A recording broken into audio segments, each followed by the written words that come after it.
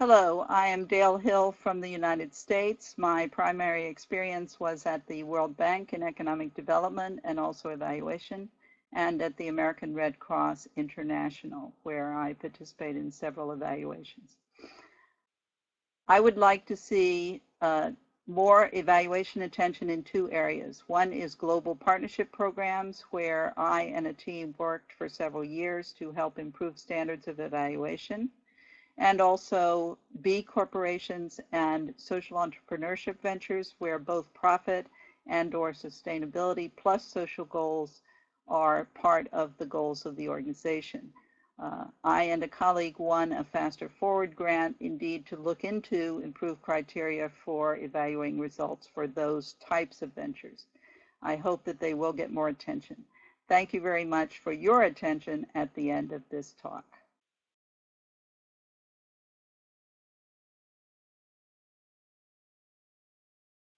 I am Dale Hill, speaking to you from my home office near Washington, D.C., a place where I'm sure you'll agree evaluations are both welcomed and feared, depending on where you sit on the side of the table.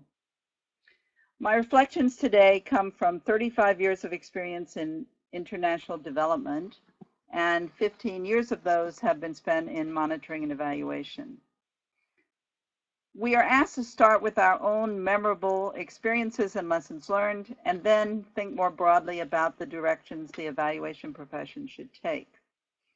Well, I threw away my initial reflections on lessons learned since they were way too focused on nuts and bolts of evaluation. So I decided to look at the bigger picture. On the darker side, my lessons learned and memorable experiences come from two high potential evaluations that ended up compromised. The common thread was program managers' fear of evaluation and an unwillingness to accept objective comments. In one case, I spent a lot of effort building consensus on the need for a program evaluation of a large humanitarian effort. I even hired a consultant to help us consider different methodologies. But it fell through at the last minute, as all those who had agreed to it suddenly left the organization, and the incoming program director essentially naysayed it. Regrettably, many organizations, particularly nonprofits, which depend on donor support, just aren't willing to submit to an evaluation. But in this case, millions of dollars were involved, and a next phase was planned. So valuable lessons were definitely lost. The second case came when I was asked to literally look over the program manager's shoulder as she edited my evaluation findings in real time on the computer. Clearly, independence was potentially compromised. But I insisted that the final version would be by my own hand and my hand only. This same program manager actually wanted to dismiss a comment from a confidential interview, saying, "Oh, it's misguided, it can't be true." Little did she know it was from her boss, but I couldn't tell her that. On the positive side, what I have learned and observed is how evaluation can be a systematic learning tool that is valuable and actually exciting. An economist by training, I was won over in my very first training in evaluation. I loved that it was disciplined, it was practical, systematic, and it was respective of trade-offs. But it didn't pretend that all stakeholders were rational. I was sold. But in talking of excitement, I am not just talking of what we among our peers see at conferences, for example, excitement over new tools and new tidbits of information. But also, I have seen excitement when our clients' faces light up. They light up with recognition, with heads nodding. And yes, excitement. Excitement as everyone competes to take on an idea as their own, an idea for improvement.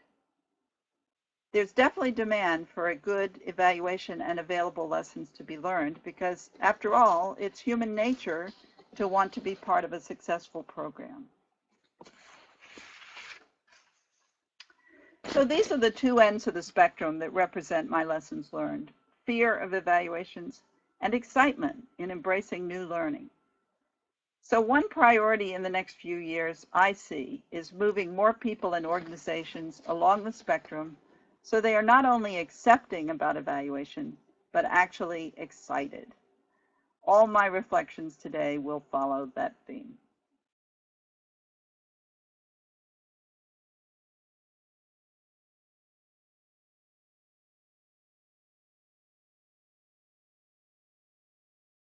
The question now is, how can evaluation be strengthened through concerted action? Well, it happens that's also my third cross-cutting priority from the last question.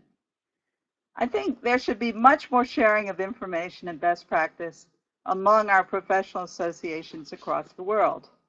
And for that matter, with overlapping professions. I mentioned some before, but there are others like audit, organizational development, operations research. Networks like 3IE and IOCE are helping, as is social media in general. And being 10 years old at least, the IPDET listserv has become a real resource for RFPs and employment opportunities worldwide nowadays. There should never be a complacency about what individual professional organizations can contribute. I was part of a team that reviewed principles and standards for evaluation around the world. And we found that the African Evaluation Association's principles address some issues, like personal security fears and recrimination, that were left out of principles elaborated by developed country associations. Also, the Australasian Evaluation Society's special attention to and expertise in evaluating programs for Aboriginal populations and other indigenous peoples is a major contribution to the field. And the need to address these challenges has also contributed in the most significant change methodology and the rubrics methodologies. The American Evaluation Association conference, which just finished, was truly noteworthy in that evaluators from all the professional associations across the world were invited to bring their examples of exemplary evaluations. And these sessions were streamed virtually over the internet for the first time. There was a real excitement, I sensed it, as evaluators, and probably also evaluation users, around the globe joined the chat room in succession with, "Hello from Brazil," "Signing in from Zimbabwe," "Greetings from Pakistan." Eval Year has been crucial to draw attention to our profession. We are a young profession, relatively speaking, young, but an important and disciplined one, and we need to be proud of it. As long as public programs are funded out of citizens' taxes, nobody can question our relevance.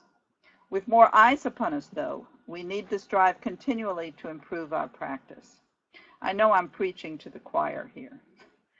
The increasing focus on certification programs for our profession should continue to ensure that evaluators have the requisite skills and sensitivities and ethics and are held to uniform standards. And we should aim higher, of course, also rewarding excellence. Many international organizations now have a prize for best project, and that is based on evidence from evaluations. And they have a prize for best evaluation. We also need more prizes for innovation, like the Faster Forward Fund. In these competitions, it's important that the judging committees are inclusive. As our numbers grow, so should the diversity of experiences and perspectives we bring to the profession. Each large organization which produces a volume of evaluations has the opportunity to do what the World Bank's IEG did recently: post a survey and invite remarks from around the world. Design of the survey is important, of course. Questions should ensure the respondents are familiar with the products before they comment. But even if respondents say they are not familiar with the products, that is a message, useful information which identifies an important gap in our profession's dissemination practices.